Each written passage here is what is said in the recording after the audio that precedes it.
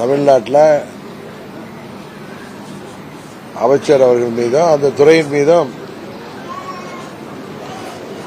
குற்றச்சாட்டுகள், ஊழல் குற்றச்சாட்டுகளை வைத்திருக்கிறார்கள். இதை தமிழ்நாடு அரசாங்கம், முதலமைச்சர் இதில் என்ன நடவடிக்கை எடுக்கிறார் என்பதை பொறுத்திருந்து பார்ப்போம். யாருங்க ஏங்க அண்ணன் செங்கோட்டை போய் இணைஞ்சாரு, நாங்க எதுக்கு போய் அதுல இணையணும்? கூட்டணின்னு கேளுங்க, அதை விட்டுட்டு இணைவீங்களா? அப்படி கேளுங்க பிரதர். கூட்டணியா? கொஞ்சம் பொறுமையா இருங்க, இன்னும் டைம் இருக்கு. அம்மா மக்கள் முன்னேற்ற கழகத்தை தவிர்த்து விட்டு எந்த ஒரு கூட்டணியும் ஆட்சி அமைக்க முடியாது என்கிற நிலையைத்தான் இன்றைக்கு உருவாகி இருக்கிறது. அம்மா மக்கள் முன்னேற்ற கழகம் இடம்பெறுகிற கூட்டணி தான் வெற்றி கூட்டணியாக, ஆட்சி அமைக்கின்ற கூட்டணியாக இருக்கும். பொறுத்திருந்து முடிவெடுப்போம்.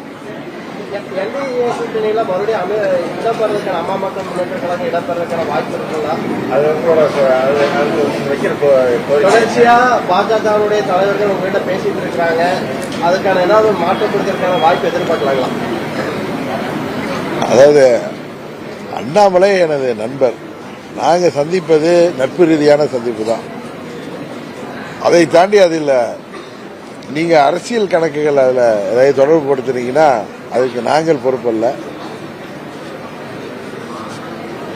அம்மா மக்கள் முன்னேற்ற கழகத்தை தவிர்த்து விட்டு எந்த ஒரு கூட்டணியும் ஆட்சி அமைக்க முடியாது என்கிற நிலை லட்சம் தொண்டர்கள் கடந்த 8 ஆண்டுகள் உழைப்பினால இந்த இயக்கம் பல மாவட்டங்களில்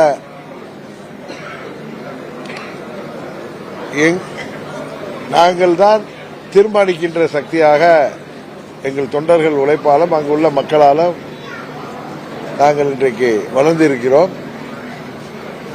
தமிழ்நாடு முழுவதும் அம்மா மக்கள் முன்னேற்ற கழகத்தின் கட்டமைப்பு 75 ஆண்டு கட்சிக்கும் 50 ஆண்டு கட்சிக்கும் இணையாக இருக்கக்கூடிய அளவில் எங்கள் கட்டமைப்பை எங்கள் நிர்வாகிகள் பலப்படுத்தி இருக்கிறார்கள்.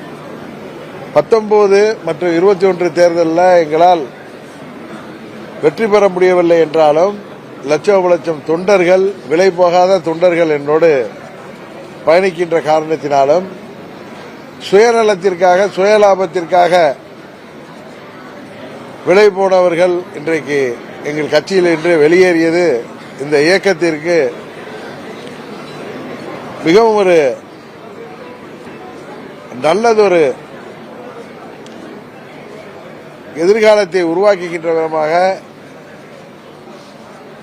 என்னோடு கொள்கைக்காக போராடுகின்ற நிர்வாகிகள் இன்றைக்கு இயக்கத்தை பலப்படுத்திக் கொண்டிருக்கிறார்கள். அதனால இந்த தேர்தலில் உறுதியாக அம்மா மக்கள் முன்னேற்ற கழகம் வெற்றி முற்றை பதிப்போம்.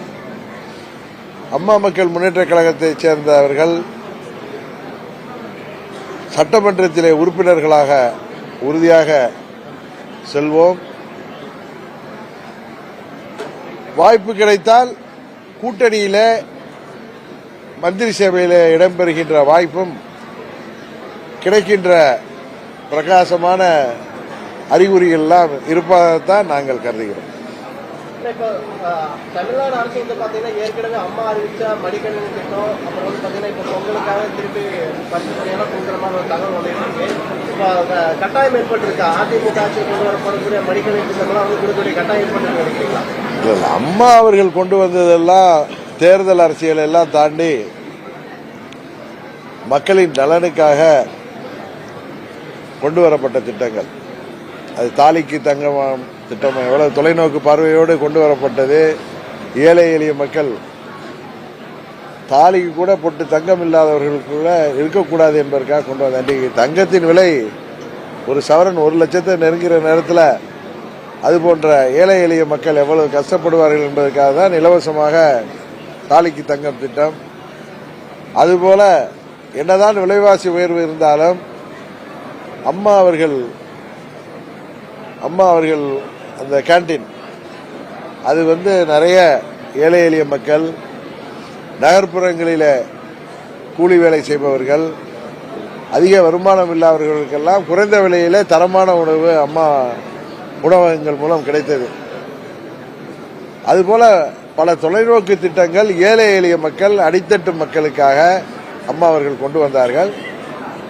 அதை வேண்டுமானால் சிறிது காலம் இவர்கள் நிறுத்தி வைக்க முடியுமே தவிர எந்த அரசாங்கமும் உறுதியாக அதை செய்துதான் ஆக வேண்டும். அந்த கட்டாயத்தின் பேரில் இவர்கள் செய்கிறார். அதுபோலதான் இந்த விலையில்லா மடிக்கணினி, அதுபோல பள்ளி மாணவ மாணவியர்களுக்கு சைக்கிள் திட்டம் எல்லாம் காலகாலத்திற்கும் தேவைப்படுகின்ற திட்டம். அதை எந்த ஒரு அரசாங்கமும் அதை தவிர்க்க முடியாத சூழ்நிலை தான் எப்பொழுதும் இருக்கும். அதனால தேர்தல்னால அவங்க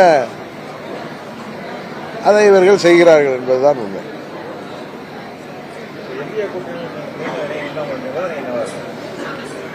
சார், அம்மா மக்கள் முன்னேற்ற கழகம் நிபந்தனை வைக்கிற கட்சியெல்லாம் இல்ல. நட்பு ரீதியாக எங்களுக்கு மரியாதை கொடுக்கின்ற கூட்டணியிலே நாங்கள் உறுதியாக இடம்பெறுவோம். ஏன்னா நாங்கள்லாம் அம்மாவின் வளர்ப்புகள். எங்களுக்கு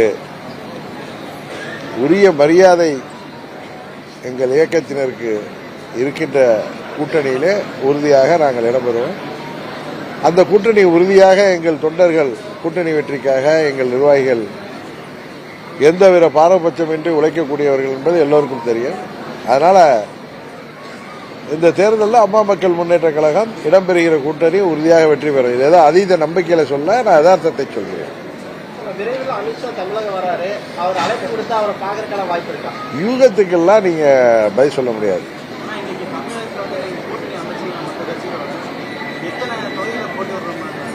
அது எங்கெல்லாம் எங்களது வேட்பாளர்கள் நாங்கள் அதான் முடிவு பண்ணி, அதுக்குதான் தமிழ்நாடு முழுவதும் நான் கடந்த 6-7 மாதங்களாக தொகுதி வாரியாக கூட்டங்கள் நடத்துறோம்.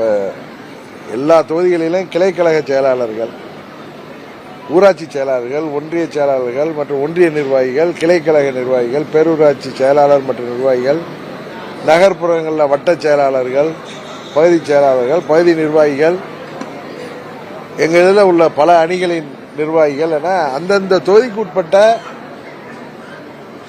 இயக்கத்திற்காக உழைத்துக் கொண்டிருக்கின்ற தேர்தல் நேரத்தில் பணியாற்றப் போகிற நிர்வாகிகளை மாத்திரம் கூட்டம். இது செயல் வீரர் கூட்டம்லாம் இல்ல, முழுக்க முழுக்க நிர்வாகிகள். இப்ப மேட்டுப்பாளையம் தொகுதி மற்றும் கவுண்டம்பாளையம் தொகுதியைச் சேர்ந்த அனைத்து நிலை நிர்வாகிகள் கூட்டம் தான்.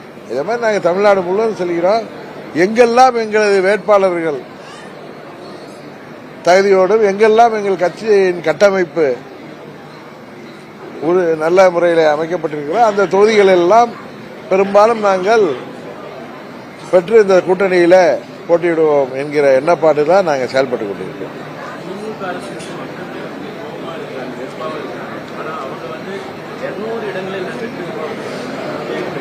இப்ப 24 பாராளுமன்ற தேர்தல் போது அதே நிலை தான் நீடிச்சிச்சு. தேர்தல் வாக்குறுதிகள் எல்லாம் நிறைவேற்றல. அரசு ஊழியர்கள், ஆசிரியர்கள், போக்குவரத்து தொழிலாளர்களுக்கு பழைய ஓய்வூதிய திட்டம் கொண்டு வருவோம்னு சொன்னாங்க. அதுபோல பகுதி நேர ஆசிரியர்கள் நிரந்தரமாக்குவோம்னாங்க. மருத்துவர்கள், செவிலியர்களை நிரந்தரமாக்குவோம்னு சொன்னாங்க. நிறைய வேலை வாய்ப்புகளை, காலி இடங்களை எல்லாம் நிரப்புவோம், புதிய வேலை வாய்ப்புகளை இளைஞர்களுக்கு, படித்தவர்களுக்கு உருவாக்குவோம்னாங்க. மாணவர்களுக்கு அவர்களுக்கு பெற்ற படிப்பு கடனை எல்லாம் தள்ளுபடி செய்வாங்க. விவசாயிகளுக்கு பல்வேறு சலுகைகள் அறிவிப்பதாக சொன்னார்கள். மாற்றுத்திறனாளிகள் உட்பட அனைத்து தரப்பினர்களுக்கும் அவர்கள் கொடுத்த வாக்குறுதிகளை நிறைவேற்றவில்லை. அவர்கள் ஆட்சி பொறுப்புக்கு வந்து 3 ஆண்டுகள் இருந்த பாராளுமன்ற தேர்தலில், ஆனால் அவர்கள் வெற்றி பெற்றார்கள். அவர்களுக்கு வெற்றிக்கு காரணமாக இருந்தது யார் என்பது உங்களுக்கு தெரியும். அதனால் அவர்கள் 39 பாராளுமன்ற தொகுதியிலும் வெற்றி பெறுகின்ற வாய்ப்பை தந்தவர்கள் யார் என்பது, யார் செய்த தவறு என்பது எல்லோருக்கும் தெரியும். அதனால்தான் நான் சொல்றேன், அவர்கள் 200 தொகுதிக்கு மேல் நாங்கள் வெற்றி பெறுவோம் என்று சொல்வதே எதிர்க்கட்சிகள் கூட்டணியிலே தவறு செய்வார்கள், சிலர் அதற்கு தனக்கு 2 கண்ணும் போனாலும் பரவாயில்லை, மற்றவர்களுக்கு 1 கண் போக வேண்டும். தனக்கு பதவி மாத்திரம் இருந்தால் போதும், கட்சி தன் கையில் இருந்தால் போதும்.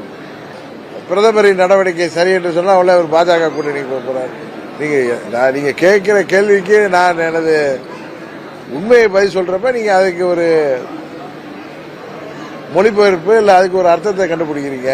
இப்ப நண்பர் அண்ணாமலை நேற்று இங்க இருந்தாரு. நான் இங்க வந்து ரொம்ப நாளாவது அவரை பார்த்துன்னேன். நேற்று மாலை எனக்கு யதார்த்தமாக ப்ரோக்ராம் இல்லை. அவரும் எங்கேயோ பாலக்காடு போயிட்டு வந்திருந்தாரு. நானே வருகிறேன்னு போய் அவர் சந்திச்சேன். அவ்வளவுதான். இது ஒரு நட்பு ரீதியான சந்திப்பு தான். அதை வந்து நீங்கள் அதில் பல புள்ளிகளை இணைத்து அவர் டெல்லிக்கு ஏதோ மீட்டிங் போறதெல்லாம் இணைத்து ஏதோ பேசுகிறீர்கள்.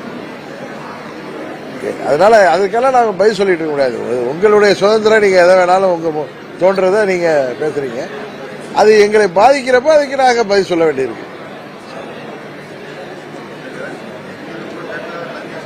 என்னங்க என் கருத்து ஒன்றும் இல்லை. அம்மா மக்கள் முன்னேற்ற கழகம் தமிழ்நாடு முழுவதுமே நாங்கள் எங்கள் தொண்டர்கள், எங்கள் நிர்வாகிகள் இந்த தேர்தலுக்காக தயாராகி கொண்டிருக்கிறார்கள். நாளை 10ஆம் தேதியிலிருந்து 18ஆம் தேதி வரைக்கும் 234 தொகுதிகளிலும் விருப்ப மனுக்கள் சட்டமன்ற தேர்தலில் போட்டியிட விரும்புபவர்கள், தமிழ்நாடு மற்றும் பாண்டிச்சேரி தொகுதிகளில் உள்ள தொகுதிகளில் போட்டியிட விரும்புபவர்கள் விருப்ப மனுக்களை பெற்று தாக்கல் செய்வதற்கு நாளையிலிருந்து 18ஆம் தேதி வரை நாங்கள் தேதி அறிவிச்சோம்.